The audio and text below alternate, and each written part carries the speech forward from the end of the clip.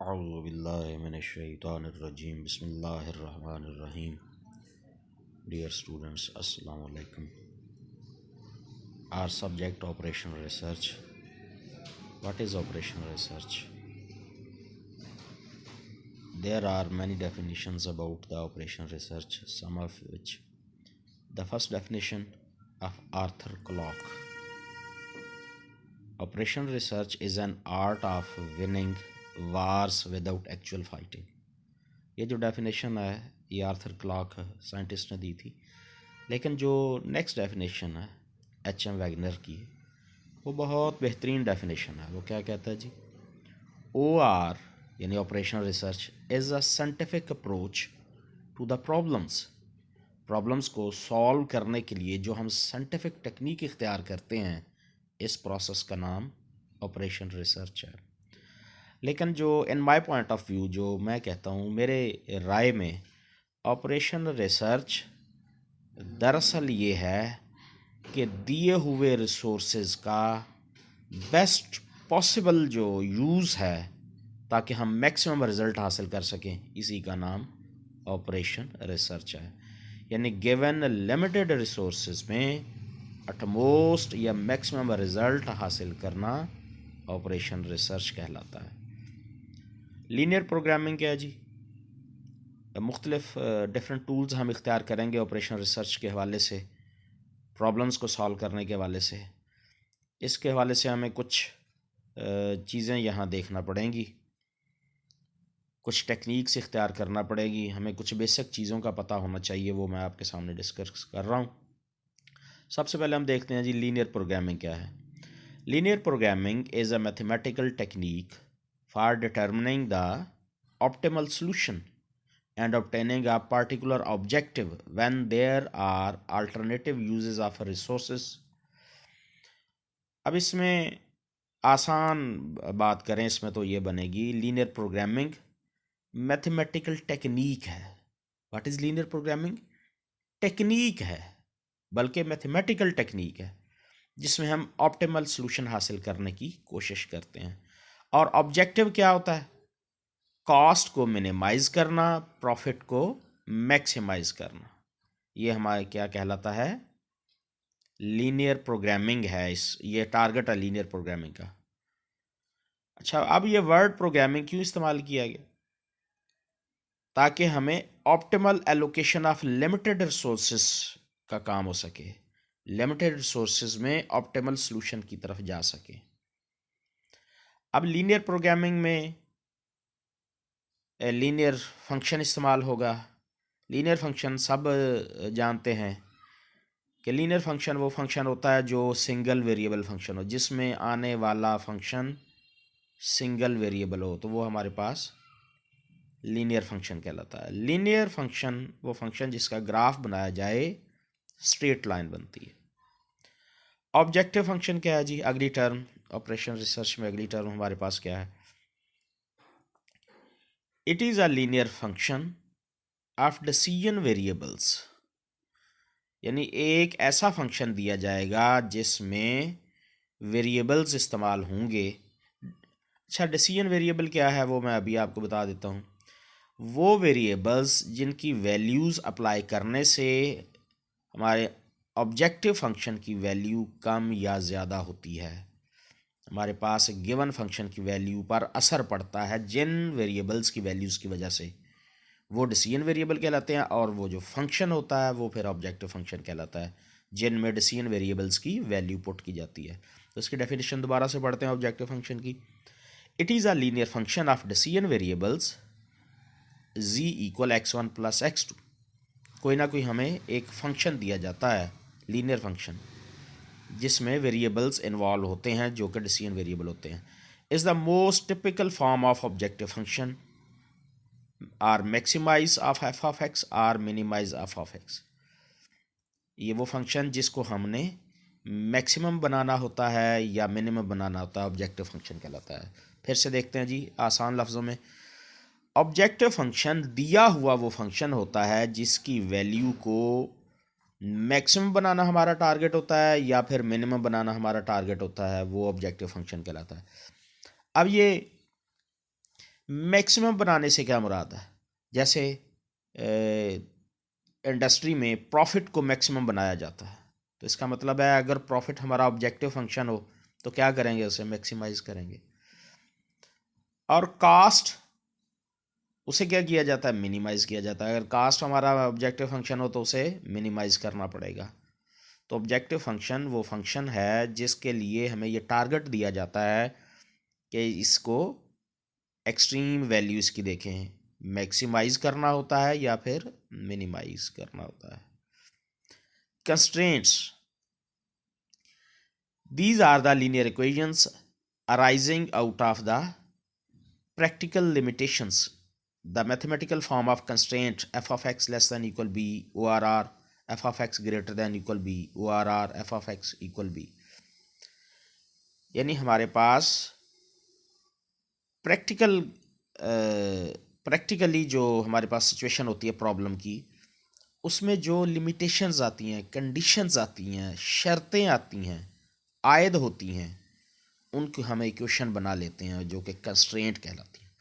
जैसे इसकी आप मिसाल इस तरह से देख सकते हैं कि एक मिल ऑनर है, तो उसको क्या क्या कास्ट में और अपने बिज़नेस को चलाने में प्रॉब्लम आते हैं। उसने लेबर रखनी होती है, वो गाड़ियां हैं जिसमें ट्रांसपोर्टेशन का काम लिया जाता है, टैक्सेस हैं, बिजली के बिल हैं, गैस के बिल हैं, ये सारी चीज़ें कंस्ट्रेंट्स का रूप धार लेती हैं। उसने एम्प्लॉय रखने हैं, मुलाजिम रखने हैं। ठीक है जी। अब अगली बात देखते हैं जी, फिजिबल सोल्यूशन क्या है। A non-negative solution which satisfies all the constraints is known as feasible solution। चलिए इस हवाले से मैं एक क्वेश्चन आपके सामने रखता हूँ।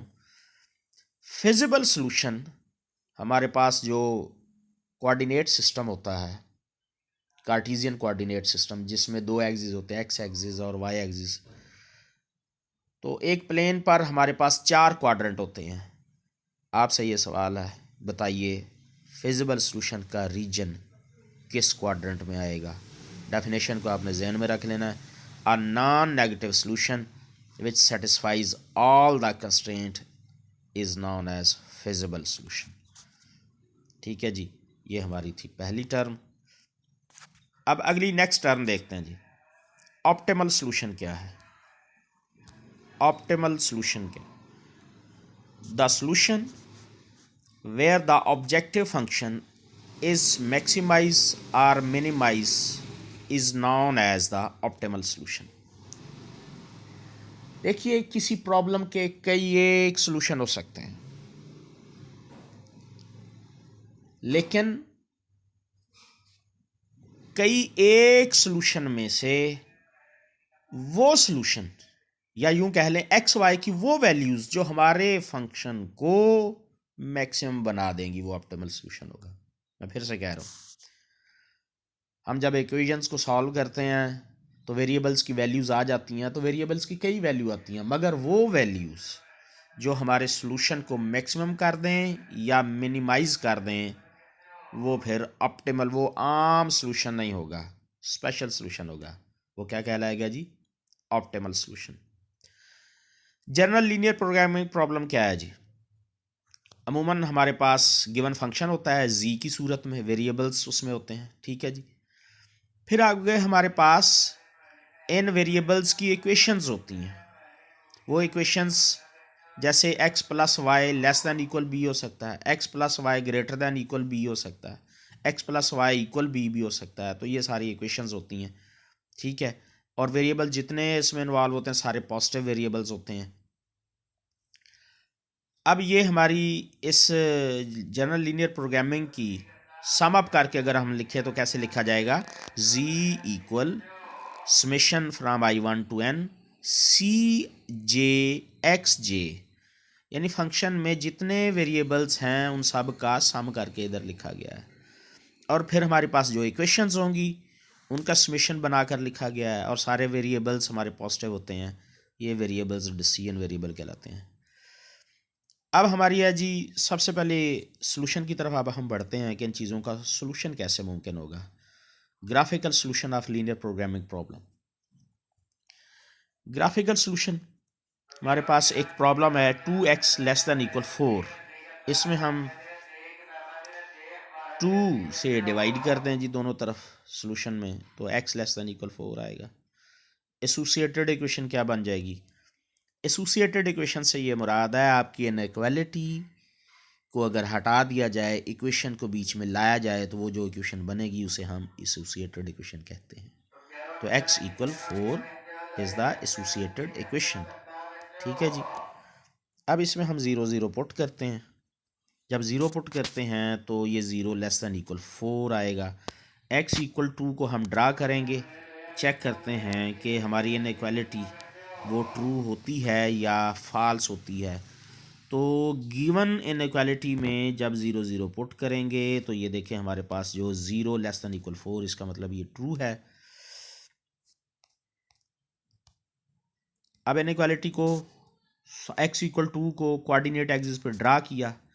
अब शेड कौन सी साइड करनी है? चूंकि हमने 0 0 पुट किया था, 0 लेस दैन इक्वल 4, उससे ये पता चला कि ये इनइक्वालिटी 0 0 पुट करने पर ट्रू है। जब ट्रू है तो हमेशा ऑरिजिन साइड शेड करते हैं, और अगर फॉल्स हो तो सॉल्यूशन जो होता है वो अवे फ्रॉम द ऑरिजिन होता है।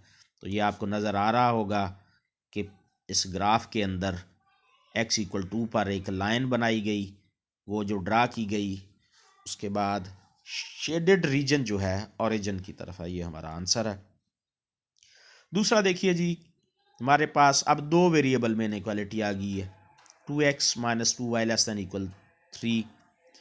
इस इनइक्वालिटी में एसोसिएटेड इक्वेशन क्या होगी? इनइक्वालिटी को हटाकर आप ले आइए, इक्वेशन को मुतारफ करवाइए, तो ये बन जाएगी associated equation 2x minus 2y equal 3। इसमें दोनों इंटरसेप्ट निकालेंगे जी बारी बारी। पहले y को 0 करेंगे तो x इंटरसेप्ट आ जाएगा, x को 0 करेंगे तो y इंटरसेप्ट आ जाएगा। ये इंटरसेप्ट क्या होता है? कोई भी स्ट्रेट लाइन एक्सिस को जिस पॉइंट पर कट करती है वो उसका इंटरसेप्ट कहलाता है। x एक्सिस को जहाँ पर कट करेगी x इंटरसेप्ट कहलाएगा, y एक्सिस को जहाँ इंटरसेक्ट करेगी, y एक्सिस को जहाँ इंटरसेक्ट करेगी वो y इंटरसेप्ट कहलाएगा। y 0 करें तो ये आप जानते हैं, हर स्टूडेंट ये बात जानता है, x एक्सिस पर हर जगह जहाँ पे x एक्सिस है वहाँ पर y 0 होता है, इसलिए हम y को 0 कर रहे हैं। इक्वेशन के अंदर 2x माइनस 2y इक्वल 3, इस इक्वेशन में y को 0 किया गया तो 2x इक्वल 3, x की वैल्यू 3/2, ये x इंटरसेप्ट है।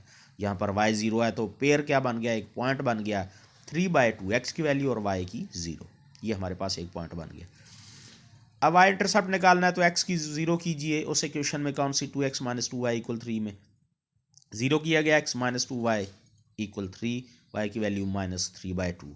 अब यहाँ फिर एक पेयर बना, एक पॉइंट बना, ऑर्डर पेयर x 0 और y माइनस 3/2।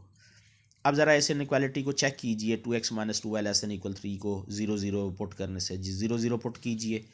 जब हम पुट करेंगे तो ये 0 लेस दैन इक्वल 3, ये ट्रू है। इसका मतलब जो भी स्ट्रेट लाइन बनेगी उसका ओरिजिन साइड शेड होगा। तो ये देखिए हमारे पास 2 पॉइंट है, पहला 3/2 व 0, x इंटरसेप्ट y इंटरसेप्ट दोनों बनाकर उसमें से लाइन पास की गई है। लाइन पास करने के बाद आप देख रहे हैं उसमें से जब लाइन गुजारी गई तो फिर ओरिजिन साइड शेड किया गया। ये हमारा जी ग्राफिकल मेथड है जिसका आज हमने डेमो देखा, आगाज़ किया है। इसके बाद मज़ीद लेक्चर देखेंगे इंशाअल्लाह अज़ीज़ और वो शेयर करेंगे। लेकिन स्टूडेंट्स याद रखें, आपने अपनी अटेंडेंस कमेंट्स सेक्शन में जाकर रोल नंबर अपना उसमें दर्ज करना है, और जो भी आप प्रॉब्लम फेस करें, जो आपके दिल में आपके जहन में क्वेश्चन अराइज हो, जो क्वेश्चन पैदा हो, आप वो सवाल भी वहाँ पर करेंगे तो इंशाअल्लाह उसका आंसर नेक्स्ट वीडियो में दिया जाएगा। अल्लाह हाफिज़।